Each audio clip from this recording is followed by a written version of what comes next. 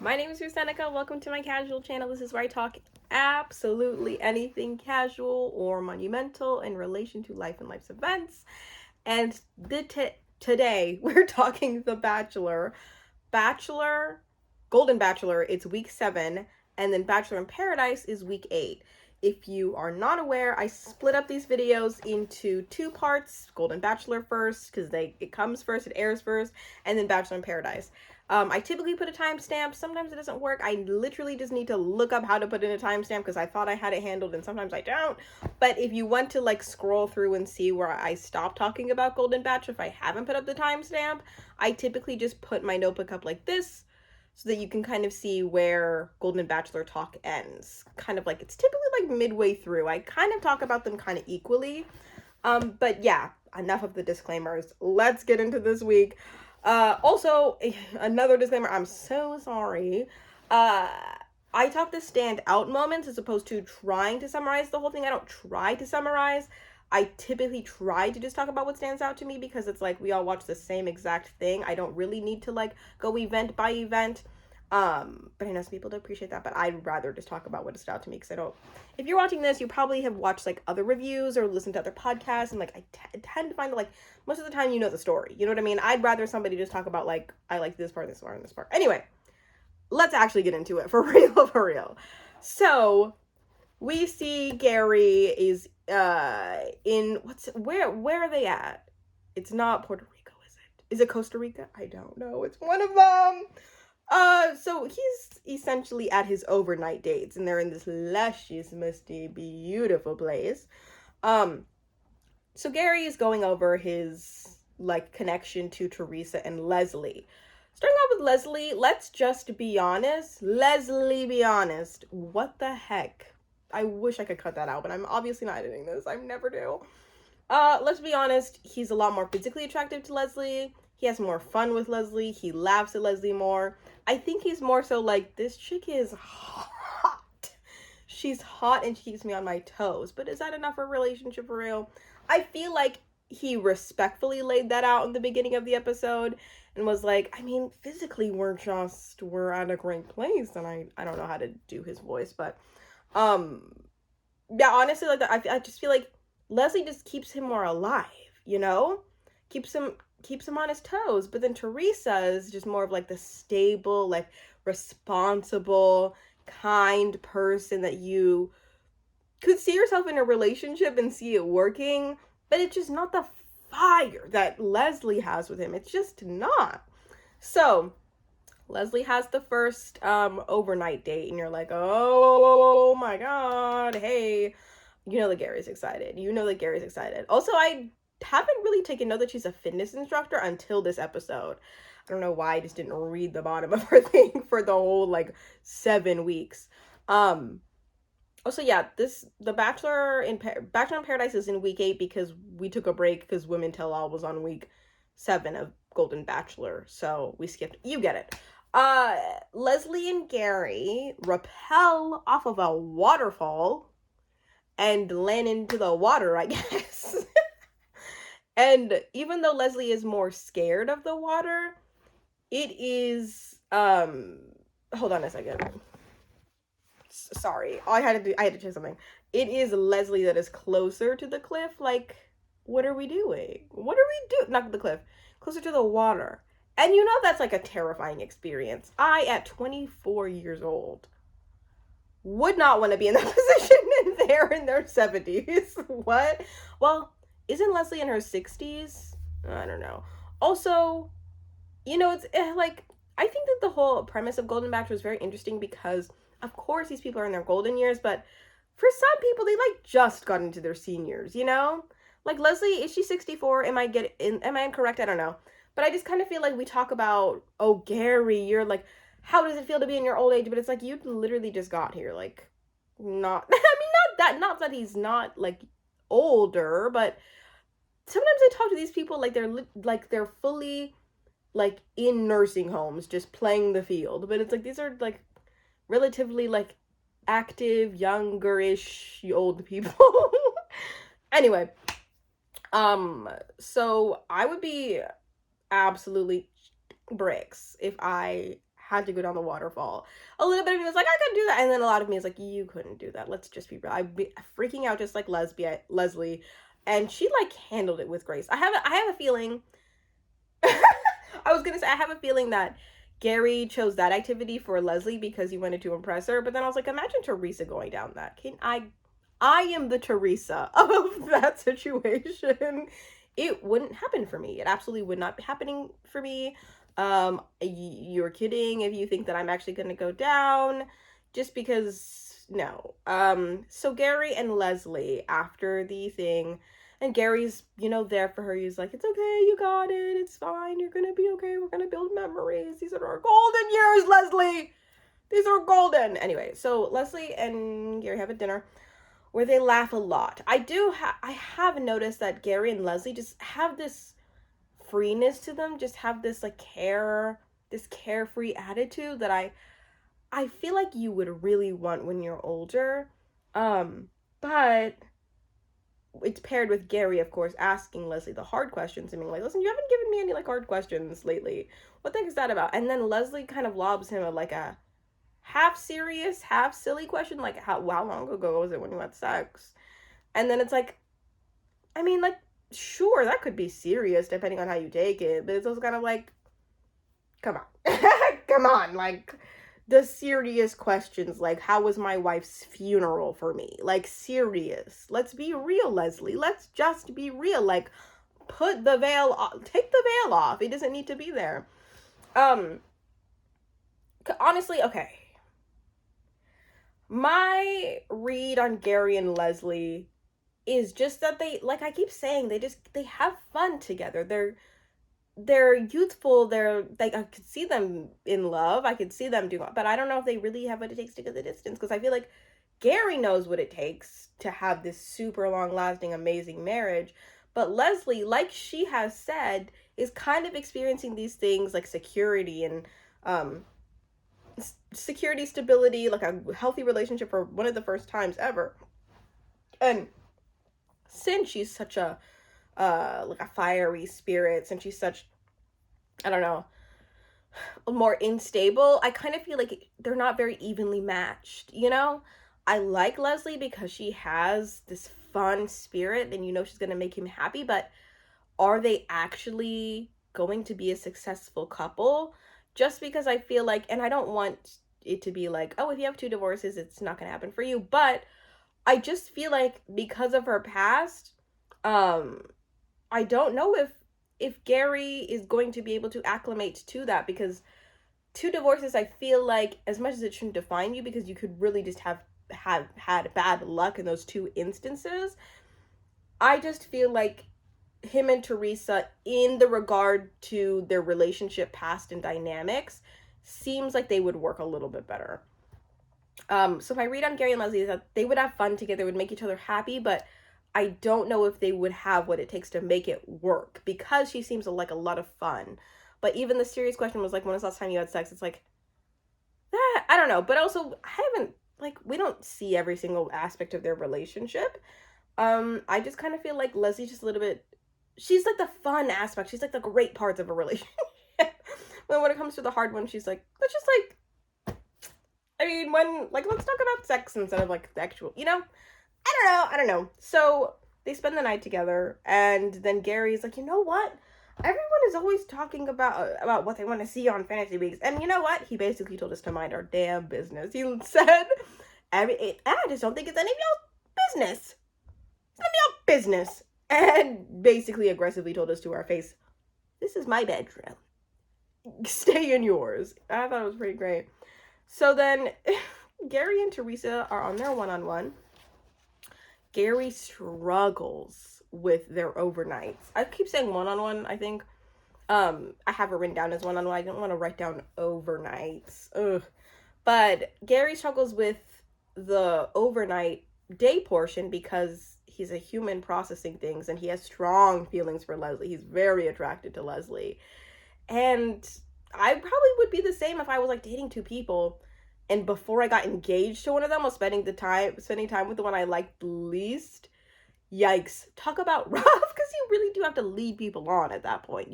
That sucks. So sad. So then we get the vibe. We just get the vibe that he just doesn't like Teresa as much, basically because he explicitly says so. He explicitly mentions that Teresa just really isn't really his type, really. And it is, I mean, not his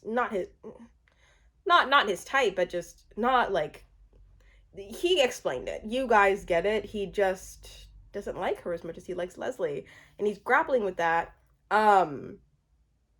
And during the night portion, or not night portion, like it's kind of a little bit into their day after they are like with the horses in the water, says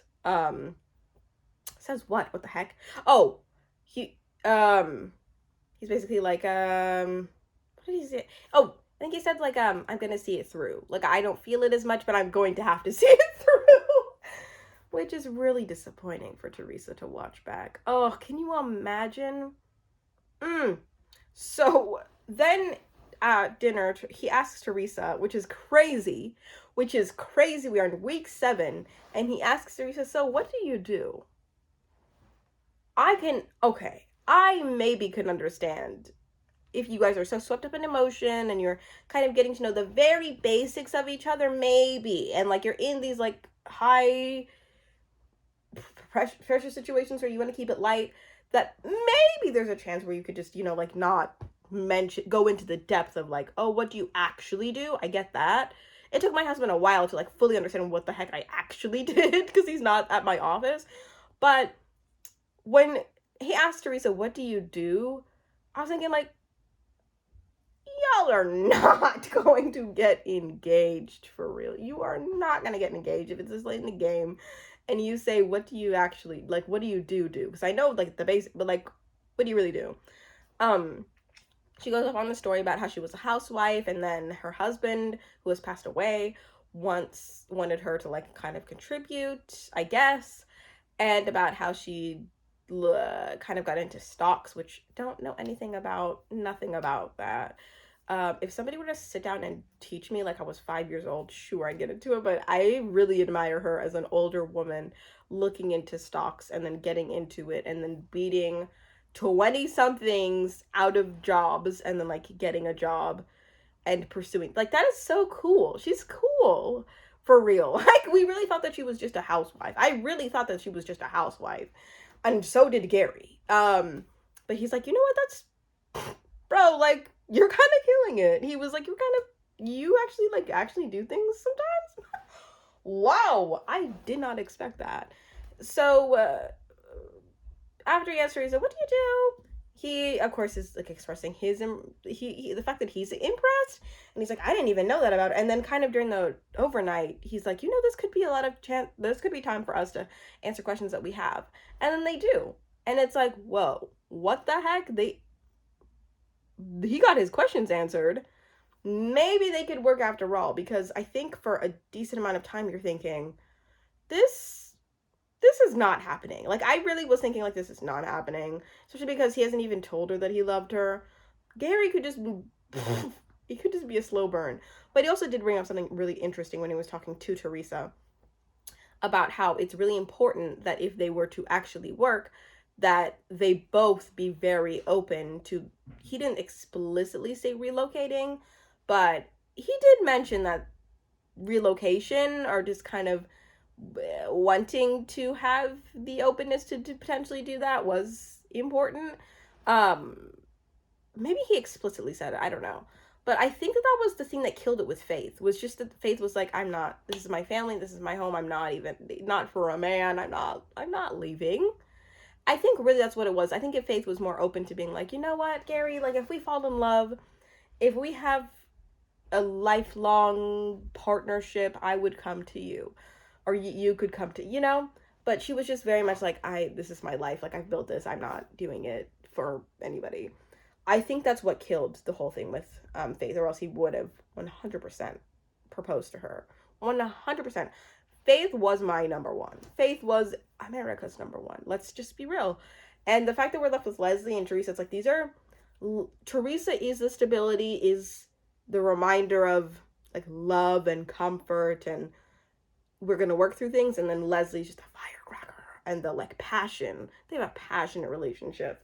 But Faith is like the two combined, because she's like senior citizen hot, and she's also like fun, and then she also has a very loving, kind spirit and keeps you on your like, if I were in Gary's position, I would cut it off with both of them and then just say, well, I'm moving where Faith is at. I'd be like, forget my family, like they're fine, they're like all grown, it's okay.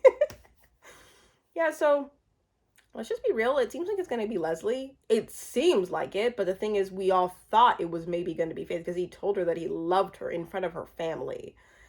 I really don't know. You cannot spell disappointment without men, and it's insane. Yeah, so now we're transitioning over to talking about Bachelor in Paradise.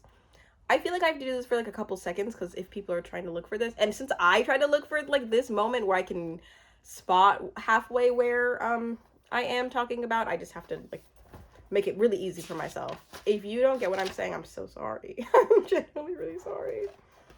I just need to check the time. I'm so sorry that I do this every single week. Okay, I have to take the time to make sure I'm still going.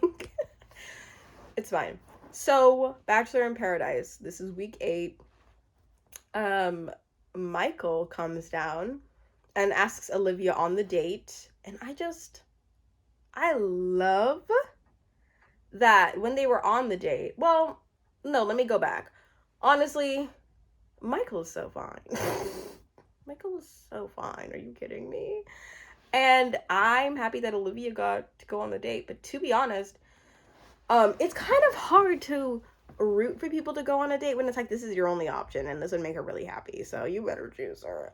So it's like, okay, just because they're like one of the only realistic options for you, does that mean that the pressure should make a good couple? The pressure shouldn't define anything, but it kind of do. Like, it really kind of like, now you're kind of looking at Michael and Olivia and you're like, oh my god, they're gonna be so happy, because it's like the only thing that like you feel like morally should happen, because like you have a girl who has like a good personality and she's funny and she finds him attractive, but it's like, okay, is he just doing this because this is like the only option that like the beach is giving him, you know?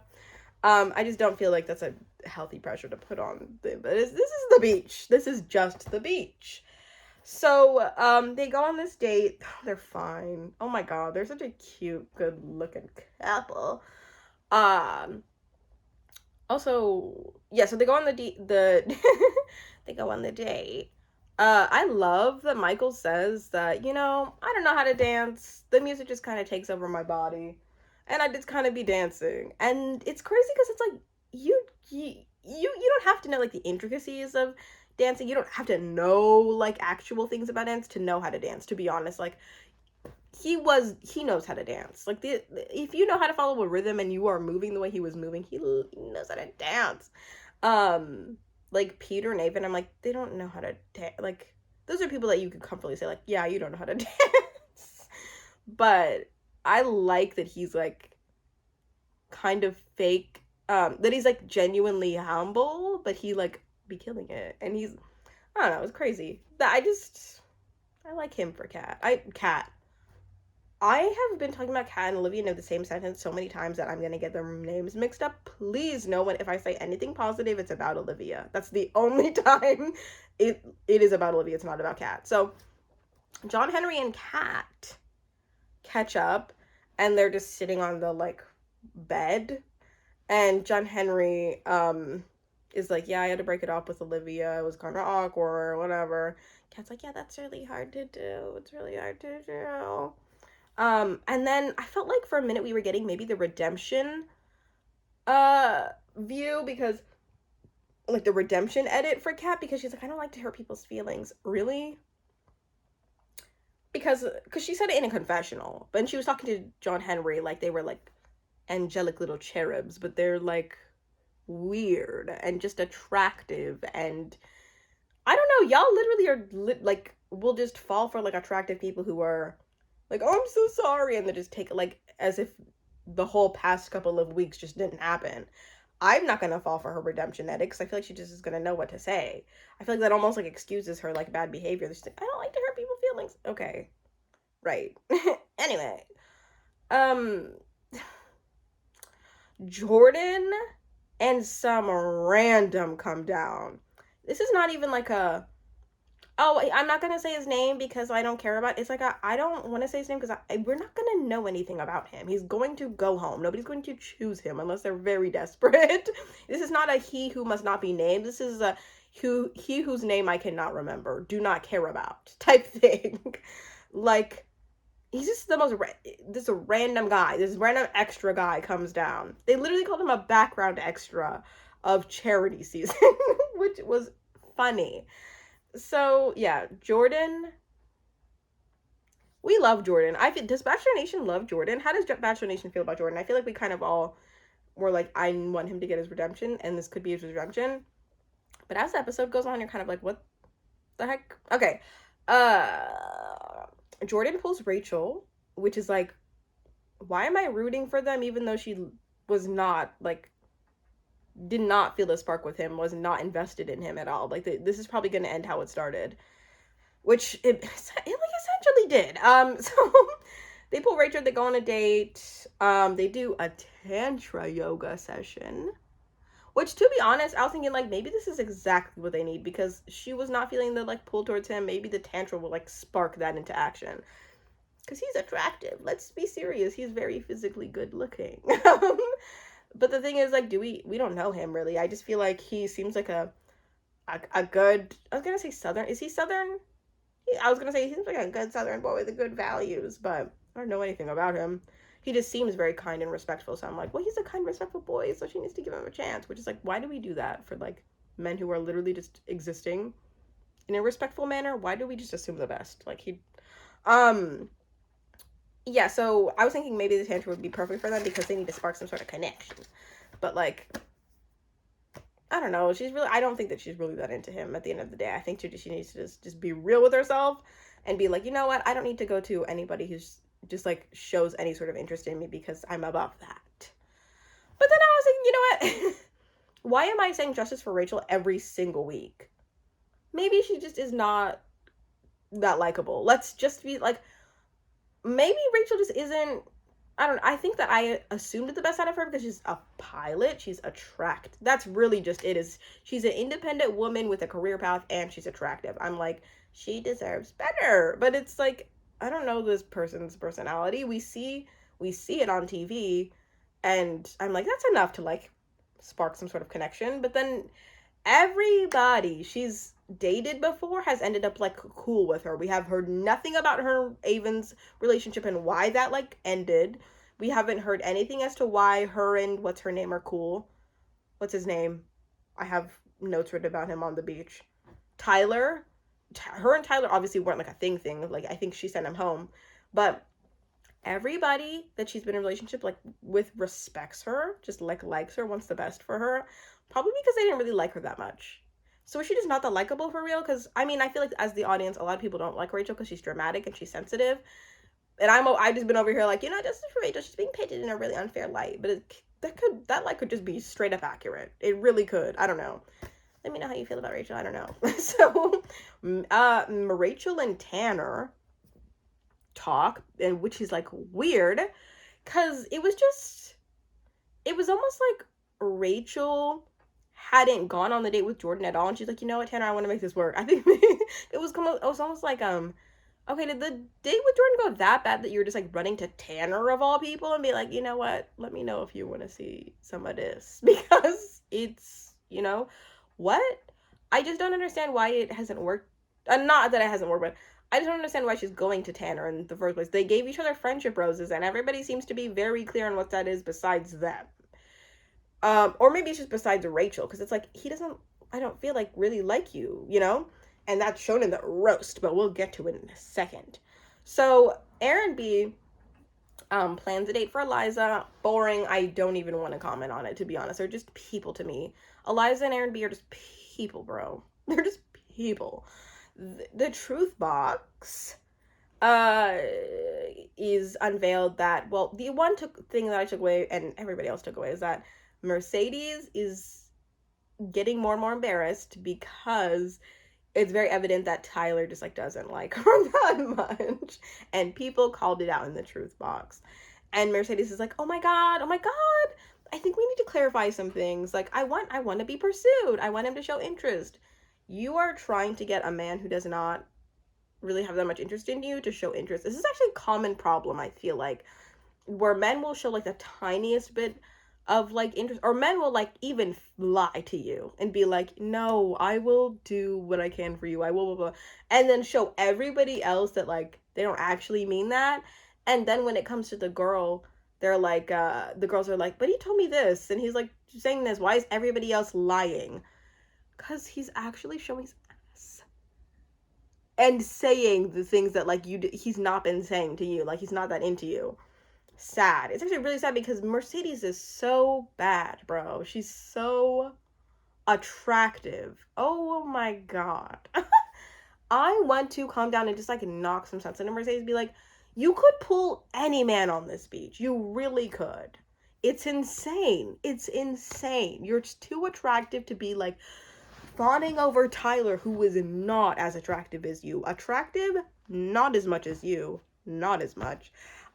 I have said it from day one. I think the Mercedes is the most beautiful person on the beach, and she I was thinking of the most random person she could pull, and for some reason what came to mind was Obama, bro. You could pull Obama, bro. You that doesn't mean any. Why would I think Obama at all? But you could pull Michael B. Jordan for sure. Like, I could see Mercedes being on Michael B. Jordan's arm and being like, that makes sense. Like, it makes me so sad that she's like, why doesn't Tyler want to pursue me? Not that she's that baby J insecure, but she just is feeling a little insecure, and I get it. But it's also like, stand up. Stand up. You are too beautiful to be thinking about this. You are too beautiful. What? So Avon and Kylie and what's his name? Peter and Sam go on a date, and it's like these are the people with the least amount of substance on the beach. Let's just be serious. Kylie, I don't want to get to know her. Avon, boring. Sam, funny actually sometimes, I think, but like just seems like a party girl, like a fun girl. And then Peter, yuck. Oh my god, he's just like a frat bro who never got out of the frat. Weird. Their date was like kind of uncomfortable and weird to see. I don't know. I'm not happy for them. I'm not mad at them. Like, I'm just like, y'all are just literally like, y'all peaked in high school for sure. Jess and Blake break up. What the heck are we doing entertaining this little mess? They're just two attractive people who happen to be on the beach, I feel like. Katie comes down and pulls Blake. That was interesting. So the whole Katie and Blake thing, if you don't know, Katie and Blake because you watch this episode. Katie and Blake got engaged, duh. And it was crazy because when Blake was talking, he reminded me that Katie dated somebody on her season, but then when Katie and Blake were engaged, she had said like, oh no, we're just friends. Then all of a sudden dated him like shortly after. And I was thinking like, oh shoot, Blake does not deserve this little like reconciliation for real, because Blake does not really like, I felt bad for Blake in that instance because it was like, Katie kind of did you dirt. Seriously, Katie kind of did you dirt. And then remember, Blake was kind of not going off, but said that maybe she was emotionally cheating because it kind of felt like it was. I feel bad for Blake in this position because Katie comes down and you're like, what the heck is she doing here? She's on another show. She's on F-Boy Island. So she's not staying, but you're also like, what the heck is this like actually do? Like, what the heck is going on here? So then Katie comes down and announces the roast because Katie's a stand-up comedian.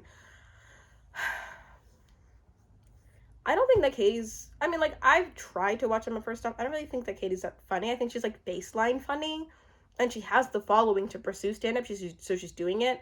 Props to her, seriously, but I don't think that she's really that funny to where, I don't know, like, I'm not that invested in her stand-up. I feel like she just has this opportunity that she's taking, but I think in a few years, Katie could be like for real funny. Maybe some people do find her funny, but I feel like she's funny for Bachelor Nation, you know? Funny for Bachelor Nation. And I love the roast idea, but not for these people. These people are just pretty people who their whole entire lives are defined by drama, you know? And if your whole entire life is defined by like your good looks and the drama that you can provide, A roast is not going to be all in good fun. A roast is going to be what you can find. The, like, you're going to be looking for things that people are saying about you and taking them serious, because that's like what your life is defined by, seriously. Anyway, so Katie is, like, of course, the host of this whole entire thing. She starts off the roast with saying, and first I want to point out the host who is paid the most for doing the least, Jesse Palmer. That was pretty funny. That was actually pretty good. But then she like followed it up with like the weakest joke, where she was like, well, this is bitter as this drinks. I was like, in what, like, bitter I feel like does not describe him at all. Maybe she just be knowing him that I don't, but so I want to recite some of these things that were said, because I had to go back and listen to them and actually write them down.